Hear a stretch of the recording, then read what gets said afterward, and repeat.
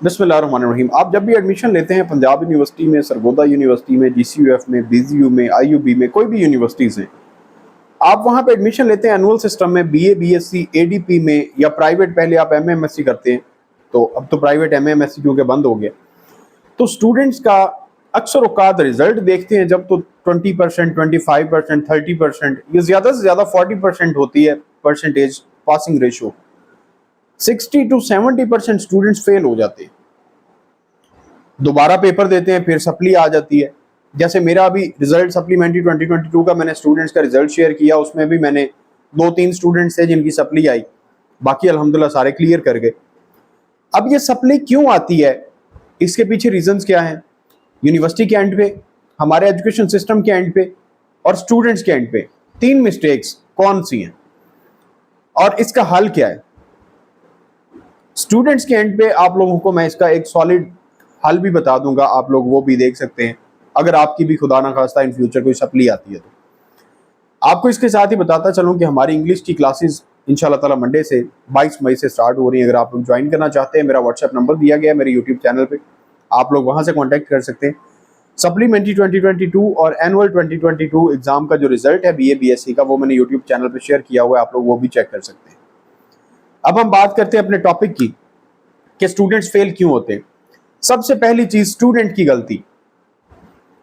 आप लोग जब अपनी तैयारी करते हैं तो मेरे पास ज्यादातर स्टूडेंट्स जिनको पता ही नहीं होता कि पेपर पैटर्न क्या है। आप लोग जो खुद से तैयारी करते हैं, पेपर पैटर्न क्या है, किसी एकेडमी में जाते हैं वहां पे भी आपको पेपर पैटर्न नहीं बताया जाता, बल्कि आपको बुक्स बता दी जाती है, ये बुक लेके आ जाए, ये बुक लेके आ जाए, ये नोट्स दे दिए जाते हैं, ये नोट्स पकड़े और इनसे तैयारी करें। हमारा काम क्या है? हम पहले दिन क्लास जो करते हैं उसमें यही करते हैं कि हम स्टूडेंट्स को पेपर पैटर्न, ओल्ड पेपर निकाल के उस पेपर को प्रॉपर बताते हैं कि ये सवाल आपका यहां से आया है, ये सवाल आपका इस पोर्शन से है, इतने नंबर के आपके ये पोर्शन से सवाल आएंगे, इतने नंबर के इस पोर्शन से सवाल आएंगे, ये पेपर बुक से होगा, ये पेपर आउट ऑफ सिलेबस होगा यानी अनसीन होगा, ताकि स्टूडेंट्स को ये चीज क्लियर हो जाए कि हमारा पेपर आता कैसे है, सब्जेक्टिव पार्ट कौन सा है, उसमें कुछ ऑब्जेक्टिव होता है नहीं होता, उसमें लॉन्ग क्वेश्चंस कितने हैं, शॉर्ट क्वेश्चंस कितने नंबर का सवाल होता है, कैसे करना है, किस पोर्शन से करना है, याद कहां से करना है, तैयार कहां से करना है। सबसे पहली चीज हम स्टूडेंट्स की ये क्लियर करते हैं। जो स्टूडेंट्स को नहीं पता होता वो बगैर कुछ सोचे समझे बुक्स लेके आते हैं, बुक्स लेके पढ़ने बैठ जाते हैं, तैयारी करते हैं, पेपर देते हैं, फेल हो जाते हैं, पता ही नहीं होता कि सवाल कहां से आया होगा। दूसरी चीज, स्टूडेंट्स पेपर से एक हफ्ता पहले किताबें लेके पढ़ना बैठना शुरू करते हैं। पेपर पैटर्न का पता है लेकिन एक हफ्ता पहले बैठे हैं। अब आप लोग 10-12 इंपॉर्टेंट पॉइंट्स निकाल लें, आप 10-12 इंपॉर्टेंट शॉर्ट स्टोरीज निकाल लें, 10-12 मॉडर्न एसेज निकाल लें, 8-10 ऐसे विद आउटलाइन तैयार कर लें, 2-4 अगर आपने लेटर एप्लीकेशंस करने हैं, 2-4 लेटर करने हैं, 2-4 एप्लीकेशंस करनी है, कुछ 6-7 डायलॉग्स करने हैं, उर्दू टू इंग्लिश ट्रांसलेशन करनी है, प्रेसी राइटिंग करनी है, उसमें आपने इडियम्स फ्रेजल वर्ब्स करने हैं, आपने करेक्शन ऑफ सेंटेंस करनी है। इतना सिलेबस है। इस सिलेबस के लिए 2 से 3 महीने का टाइम तो इनफ है, मैं समझता हूं 2 से 3 महीने का टाइम इनफ है। लेकिन अगर आप ये समझते हैं कि एक हफ्ते में सिलेबस तैयार करके आप पेपर देंगे और पेपर आपका क्लियर हो जाएगा, पॉसिबल ही नहीं। अगर आपने एकेडमी भी ज्वाइन कर ली, एकेडमी ज्वाइन करने के बावजूद भी आपकी सप्ली आ गई है, कोई भी एकेडमी आप ज्वाइन कर लें, मेरी एकेडमी ज्वाइन कर लें, आप किसी और की कर लें, कोई ऑनलाइन करें, फिजिकल करें, जैसे भी, लेकिन आपकी सप्ली आ गई, उसके पीछे रीजन क्या है? हमने लेक्चर 1 घंटे का डिलीवर कर दिया, आपने लेक्चर सुन लिया, आपको हर चीज बता दी गई, इन डिटेल हर चीज समझा दी गई, आपने लेक्चर के बाद क्लास बंद की, उसके बाद आपको कोई परवाह नहीं। दूसरे दिन लेक्चर आया, आपने लेक्चर अटेंड किया, फिर कोई परवाह नहीं। 2 महीने क्लासेस आपने ले ली। अब 2 महीने क्लासेस लेने के बाद उसके बाद आपने क्या किया? आप लोगों ने सिलेबस तैयार कुछ भी नहीं किया हुआ, सिलेबस आपने तैयार नहीं किया हुआ, आपने पेपरों के फिर थोड़ी देर पहले आके पढ़ना शुरू किया। उसका भी आपको कोई फायदा नहीं होगा, क्योंकि आपको 2 महीने जो पढ़ाया गया उसको आपने डेली एक बार भी पढ़ना शुरू उसने आपने गवारा नहीं किया, उसे रिवाइज करना आपने गवारा नहीं किया। यह है स्टूडेंट्स के एंड से मिस्टेक्स। तीसरी मिस्टेक, आपकी प्रेजेंटेशन, आपकी हैंडराइटिंग। आपने प्रेजेंटेशन आपकी पेपर की ठीक है, आपकी हैंडराइटिंग ठीक है, जो पढ़ने वाला बंदा है उसे आपके लिखे हुए किसी चीज की समझ भी आ रही है नहीं आ रही, अगर तो वो समझ रहा है, आपने जो लिखा है वो ठीक लिखा हुआ है, अगर तो वो समझ रहा है, आपके पेपर में अच्छे मार्क्स आ जाएंगे। लेकिन अगर आपके लिखे की उसे कुछ समझ ही नहीं आ रही है कि आपने क्या लिखा हुआ है, तो भी आपको नंबर नहीं मिलेंगे। इस चीज को भी ज़हन से निकाल दीजिएगा। 3 आपको मिस्टेक्स मैंने बता दी। उसके बाद जो चौथी और मोस्ट इंपॉर्टेंट मिस्टेक है स्टूडेंट्स की, जो मोस्ट इंपॉर्टेंट आपकी सबसे बड़ी गलती होती है, वो क्या है कि आप लोग पेपर में इररेलेवेंट मटेरियल ऐड कर देते।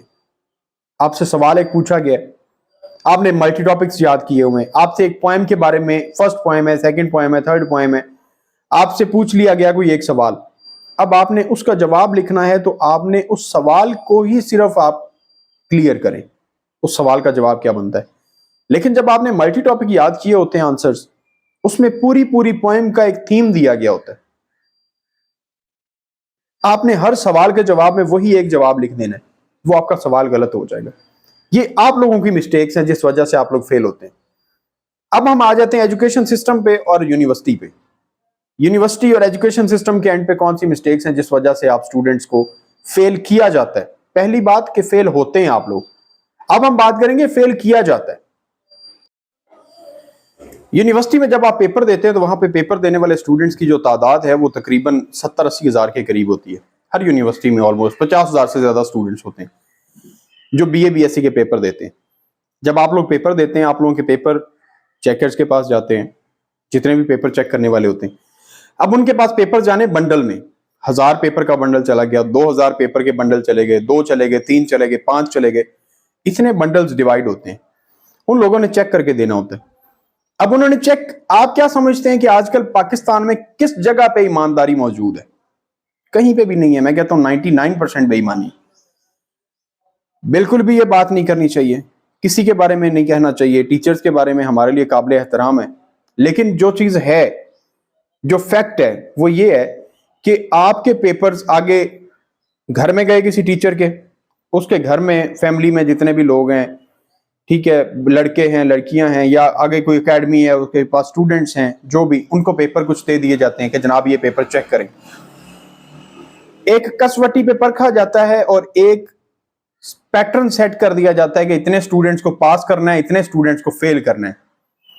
और इसके पीछे भी इंस्ट्रक्शंस होती हैं हमारी गवर्नमेंट की, हमारे एजुकेशनल पीछे जो इंस्टीट्यूशंस हैं उनकी, और फिर यूनिवर्सिटी की आगे टीचर्स को होती हैं।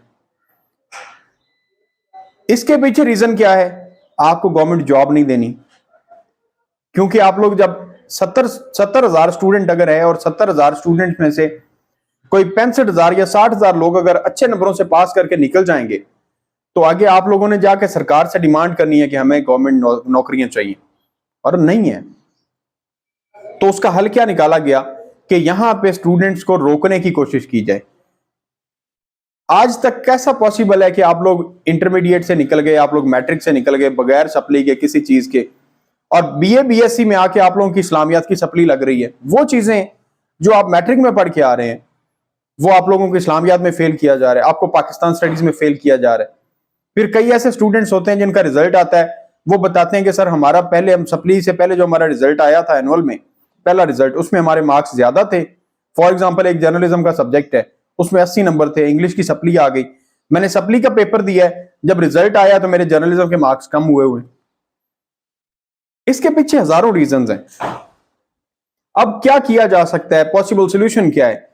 अगर आप लोगों को खुद पे इतना यकीन है कि मैंने जो पेपर किया वो बहुत अच्छा पेपर दिया है, आप चैलेंज कर सकते हैं कि मेरे पेपर में से 100 में से 60, 70, 80 नंबर मेरे पक्के आने हैं, तो आप लोग रीअप्लाई कर दें वहां पे चेकिंग के लिए, रिकाउंटिंग के लिए, चेकिंग के लिए रीअप्लाई करें। वहां पे जाके उन्हें बोलें कि जी हमारा पेपर दोबारा रीचेक किया जाए। आप चैलेंज करें कि मेरे पेपर में से मार्क्स बिल्कुल कम नहीं हो सकते।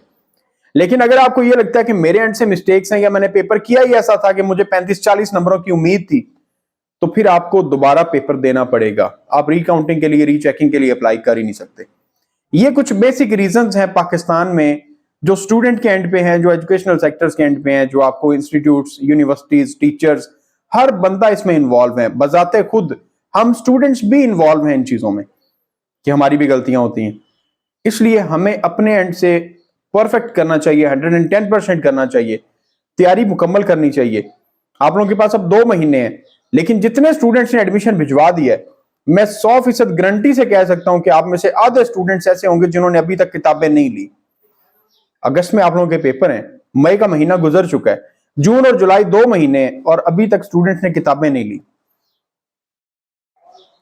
जिन लोगों ने नहीं लिया कि कमेंट सेक्शन में बता दीजिएगा कि हमने नहीं ली, ईमानदारी से, तो पता चल जाएगा कि कितने स्टूडेंट्स ने किताबें ली है, कितने स्टूडेंट्स ने।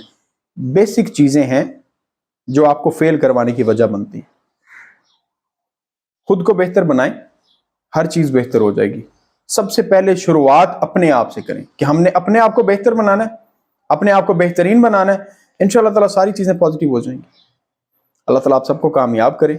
अब अगर मजीद कोई चीज आपके जहन में है इसके बारे में, आप पूछ सकते हैं। कोई ओपिनियन देना चाहते हैं कमेंट सेक्शन में आप दे सकते हैं।